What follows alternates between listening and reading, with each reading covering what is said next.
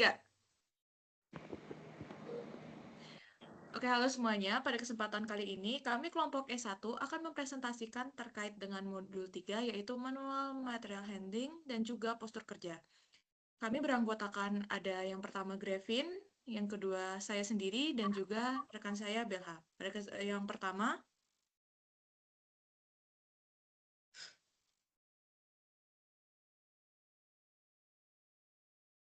Baik, yang pertama itu ada tujuan. Tujuan yang pertama itu perhatikan dapat menganalisis metode-metode dari penanganan material secara manual atau manual material handling yang memiliki beberapa jenis, yaitu lifting, lowering, dan carrying. Yang kedua, perhatikan dapat menghitung dan mencatat sebuah hasil dari penilaian postur tubuh dalam aktivitas manual handling dengan menggunakan metode Rula dan metode McTool. Yang ketiga, perhatikan dapat menganalisis dan mengevaluasi terkait faktor risiko ergonomi yang berpotensi menyebabkan cedera dan memberikan sebuah rekomendasi perbaikan metode kerja agar lebih aman, efektif, dan ergonomis. Dan yang keempat, perhatikan mampu memahami hubungan antara postur tubuh, beban kerja, dan risiko gangguan muskuloskeletal.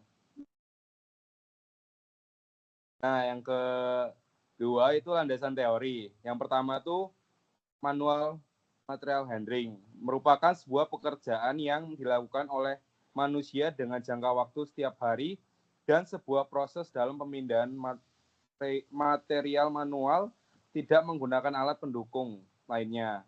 Nah, ini ada persamaan-persamaannya. Yang pertama lifting index, LI sama dengan L per RWL. Nah, untuk mencari batas beban angkat dari niose, yaitu RWL sama dengan LC dikali HM dikali FM kali DM dikali AM dikali FM dan dikali CM. Nah, untuk landasan yang kedua yaitu tentang lembar Lula dan lembar McTool.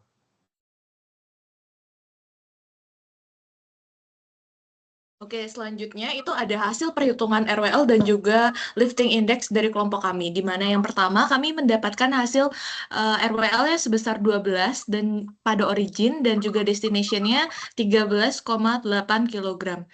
Akan tetapi ternyata bisa dilihat lifting index-nya itu melebihi dari 1, yang berarti lifting index-nya sangat tinggi atau berisiko untuk menyebabkan cedera. Maka dari itu kami melakukan perbaikan, di mana perbaikan yang pertama, pada origin kami menghasilkan memperbaiki bagian horizontal dan juga vertikal dan mendapatkan hasil 30 kg dan 24 kg pada destination. Maka lifting index-nya menurun di bawah dari 1.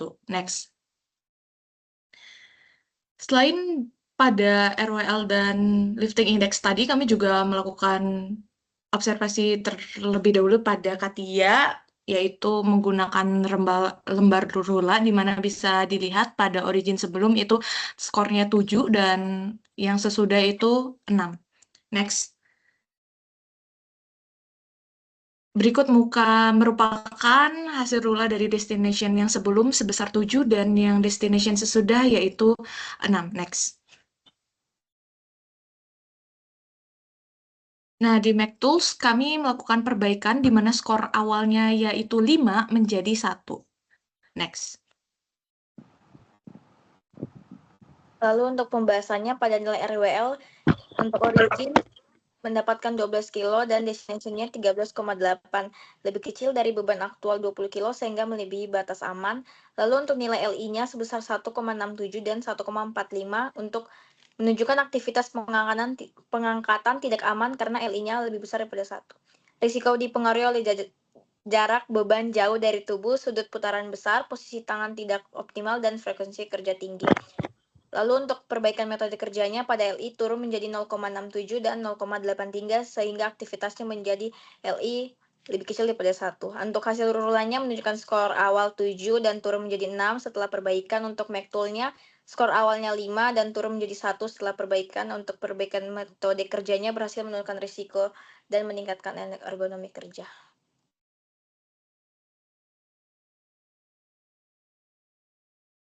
Untuk kesimpulannya, Percobaan yang menunjukkan aktivitas dari manual material handling seperti lifting dan carrying yang meningkatkan risiko yang berbeda tergantung dengan kondisi kerja seperti Sekian presentasi dari kelompok kami. Untuk kelompok 2 dipersilakan untuk bertanya. Oke, sebelumnya terima kasih buat presentasinya. Aku mau nanya, tadi kan kalian udah ngehitung untuk nilai RWL-nya. Nah, itu kenapa kok nilai RWL-nya bisa lebih dari 1? Oke, bisa ke slide RWL-nya. Nah, di sini bisa dilihat bahwa RWL lifting index-nya lebih dari 1 ya, gitu ya. Ya, benar. Oke, jadi kenapa sih lifting index-nya bisa lebih dari 1 atau yang berarti resikonya itu tinggi? Itu dikarenakan RWL atau rekomendasi dari limit beratnya itu kita mendapatkan 12 pada origin dan destination-nya itu 13,8. Sedangkan beban yang kita angkat pada saat praktikum percobaan itu sebesar 20 kg seperti itu. Makanya kita melakukan perbaikan pada jarak horizontal dan vertikalnya mendapatkan hasil 30 kg pada origin dan destination-nya 24 kg. Makanya lifting index-nya bisa menurun seperti itu. Apakah menjawab? Oke, menjawab. Aku mau nanya lagi buat hasil rulanya itu bisa di skor 7 itu artinya apa ya? Oke, bisa di next slide, Gravin. Nah, kita pakai yang destination. Oke, di destination bisa dilihat ini skor rulanya tuh bisa 7. Kenapa sih? Di sini di bagian details itu udah terlihat bahwa yang sangat mempengaruhi itu bagian leher, body, tubuh, dan juga kakinya. Itu sebesar 7. Besarnya itu harus perlu segera perbaikan dan juga selain daripada postur tubuh yang menyebabkan hasil rulanya itu 7, hal lain yang menyebabkan itu juga berat dari konveyornya atau kontainer boxnya. Nah, itu beratnya itu kan 20 kg dan dilakukan berulang kali dalam waktu yang sangat sedikit atau 5 menit. Maka dari itu perbaikannya sebenarnya itu pada bagian beratnya itu bisa dikurangi atau dilakukannya itu secara intermittent atau jaraknya itu antar 8 menit atau menit berikutnya seperti itu. Apakah menjawab? Oke, terima kasih, Grey. Oke, terima kasih.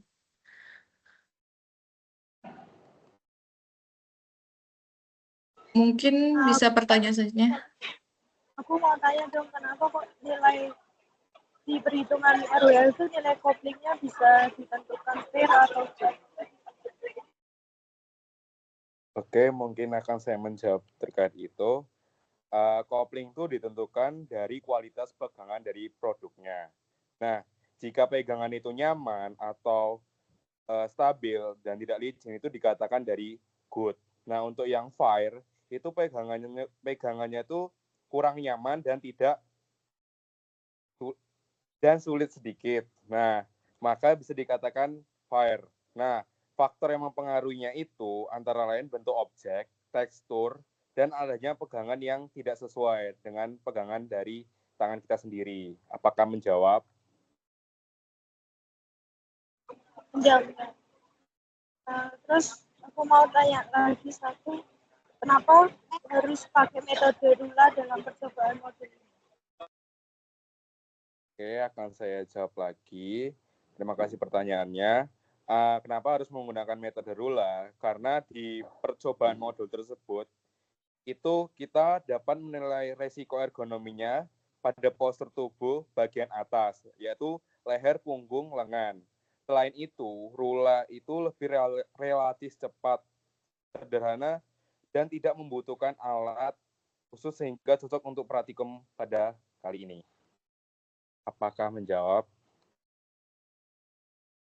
Menjawab, terima kasih.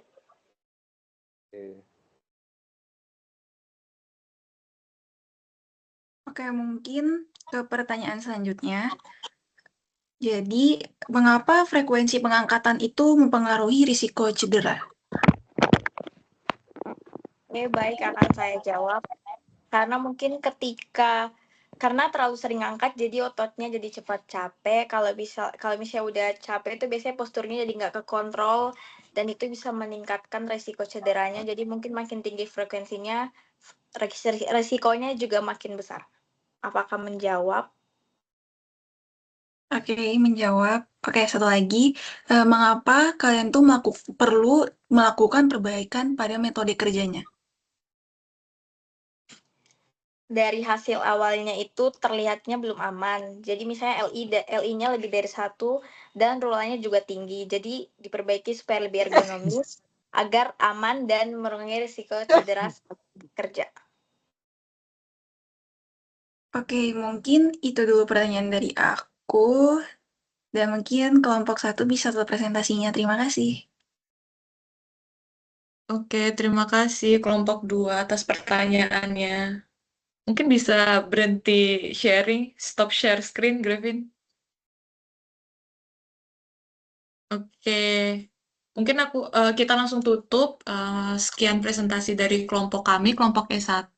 Terima kasih atas kehadirannya, kelompok E2 dan untuk yang menonton. Terima kasih apabila terdapat kesalahan kata, mohon dimaafkan. Terima kasih semuanya.